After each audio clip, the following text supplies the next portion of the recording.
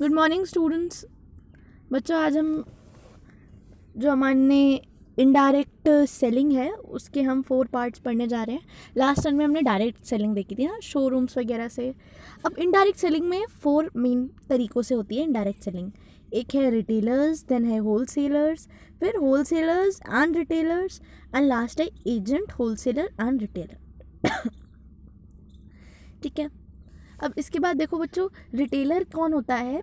जो retail trade में involve हो। इसका मतलब वो डायरेक्टली प्रोड्यूसर से चीज़ें खरीद लेगा एंड फिर वो आपको बेचेगा।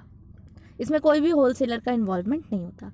होलसेलर कौन होता है? जो बल्क में, होलसेलर मीन्स बल्क में बहुत ज़्यादा सामान ले एंड फिर क्या करे, वो फिर आपको छोटी छोटी क्वांटिटीज़ में दे दे, आपको मतलब अलग अलग कंज्यूमर्स को अलग छोटी छोटी क्वालिटीज़ में बेचे। इसमें कोई रिटेलर इन्वॉल्व नहीं होता।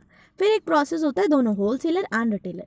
इसमें क्या होता है, इसमें जो भी कंपनी ने प्रोड्यूस किया वो किसको देगी? वो उससे होलसेलर खरीदेगा, होलसेलर खरीद के रिटेलर्स को बेचेगा एंड फिर रिटेलर्स हमको देंगे। तो आप बीच में समझ सकते हो कितना मार्जिन चला जाता है। देन लास्ट है एजेंट, होलसेलर एंड रिटेलर्स। अब इसमें क्या होगा, इसमें कंपनी प्रोड्यूस करके पहले किसी एजेंट को देगी, ठीक है। फिर वो एजेंट आपका किसको बेचेगा? वो एजेंट होलसेलर को बेचेगा एंड फिर वो होलसेलर रिटेलर को बेचेगा एंड देन फाइनली रिटेलर आपको चीज़ें बेचेगा, ठीक है। अब इसी से हम टाइप्स ऑफ मार्केट्स पढ़ते हैं। मेनली 2 टाइप्स की मार्केट्स हैं हमारी कंट्री में, या किसी भी कंट्री में नॉर्मली 2 टाइप्स की मार्केट्स होती है। फर्स्ट है होलसेल मार्केट। होलसेल मार्केट क्या है? Are those markets where goods are bought in bulk from the manufacturers. Bulk में चीज़ें खरीद ली जाती हैं एंड फिर वहाँ पे रिटेलर्स को वो चीज़ें बेच दी जाती है थोड़ी छोटी छोटी क्वांटिटीज़ में। एंड जो भी ऐसे वर्क में इंक्लूड होते हैं उनको हम होलसेलर्स कहते हैं। ये डायरेक्टली कंज्यूमर्स को नहीं बेचते, ठीक है। एक होलसेलर का मेन काम होता है चीज़ों को बाय करना, उनको स्टोर करना, फिर गुड्स को सप्लाई करना। He may also extend credit facilities to the retailers and undertake activities like advertising, sales promotion. A wholesaler also bears the risk of loss due to spoilage or damage of goods. देखो wholesaler ना बहुत सारी bulk में चीज़ें खरीद लेता है और फिर अगर मान लीजिए अगर आप फैशन या क्लोथ्स इंडस्ट्री में जाओ, उसने बल्क में कोई कपड़े खरीद लिया बट उसको उसने 1 मंथ 2 मंथ 6 मंथ स्टोर किया एंड उसका फैशन चला गया तो उसको वो लॉस भी झेलना पड़ता है। तो काफ़ी फ्लक्चुएशंस होते हैं इसमें। होलसेलर प्रोड्यूसर और रिटेलर के बीच में भी एक लिंक का काम करता है, एक आई रखता है चेंजिंग मार्केट ट्रेंड्स पे।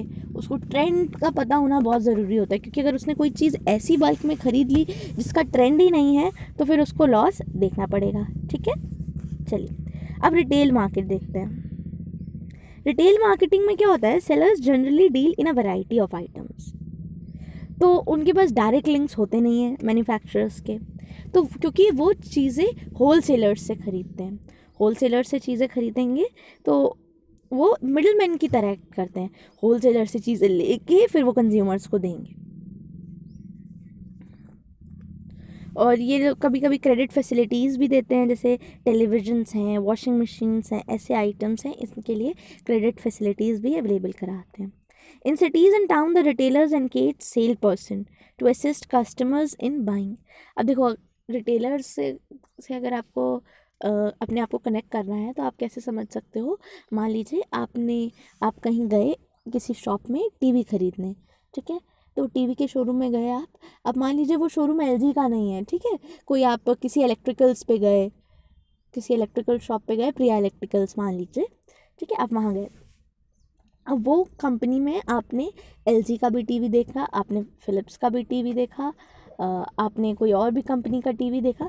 तो अब ऑब्वियसली इस पर्सन ने, ये शोरूम उस कंपनी का तो है नहीं जिन भी कंपनीज़ के इसने टीवी रखे हैं, इसने डायरेक्टली उन कंपनीज से ख़रीदे भी नहीं होंगे वो चीज़ें। अब ये पर्सन ने किससे ख़रीदी होंगी?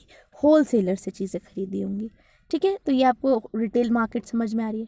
अब रिटेल मार्केट्स में आप देखोगे, जब जाओगे तो आपको एक पर्सन साथ में मिल जाएगा अपने, वो बताएगा मैम ये एलजी का है, इसकी वीडियो क्वालिटी बहुत अच्छी है, ये बहुत अच्छा है, कलर्स ऐसे है, वो है। तो वो लोग सेल्स पर्सनस को भी अपॉइंट करते हैं। क्लियर है ये चीज़? तो ये चीज़ आप समझ जाओगे। Wrapping, alternation, credit, gift wrapping, delivery, इन सब की जो आपकी एडिशनल सर्विसेज होती हैं रिटेलर्स प्रोवाइड करते हैं। फिर है फिक्स्ड वर्सेस फ्लेक्सिबल प्राइसिंग। ठीक है, इसकी एक बार आप रीडिंग करना, मैं आपको नॉर्मली बता दी हूँ। फिक्स्ड प्राइस शॉप करके आपने कई जगहों पे बैनर्स देखे होंगे। ठीक है, फिक्स और फ्लेक्सिबल प्राइसिंग में फ़र्क क्या है? जैसे कुछ चीज़ें फिक्स्ड प्राइस में मिलती है, जैसे जब आप जाओगे किसी शॉप पे जिस पे लिखा होगा फिक्स्ड प्राइस, वो कहेगा मैडम जी हम इसी प्राइस पे देंगे, हम कम ज़्यादा नहीं करेंगे। बट कुछ शॉप्स पे आप जाओ, यूजुअली जो लोकल मार्केट्स होती हैं उनमें आपको नहीं भैया इतने का नहीं, मुझे इतने का चाहिए, तो आप थोड़ी नेगोशिएशन उसके साथ कर सकते हो, थोड़ी बार्गेनिंग कर सकते हो, आप पैसे उससे कम करा लो। तो यही है फिक्स्ड और फ्लेक्सिबल मार्केटिंग। ये सेलर्स सेम चीज़ें अलग अलग बायर्स को अलग अलग प्राइजेस पे देते हैं, इसको फ्लेक्सिबल मार्केटिंग कहते हैं। फाइनल प्राइस कैसे पता चलेगा? कितनी बार्गेनिंग कोई कर सकता है। क्लियर है? Thank you children.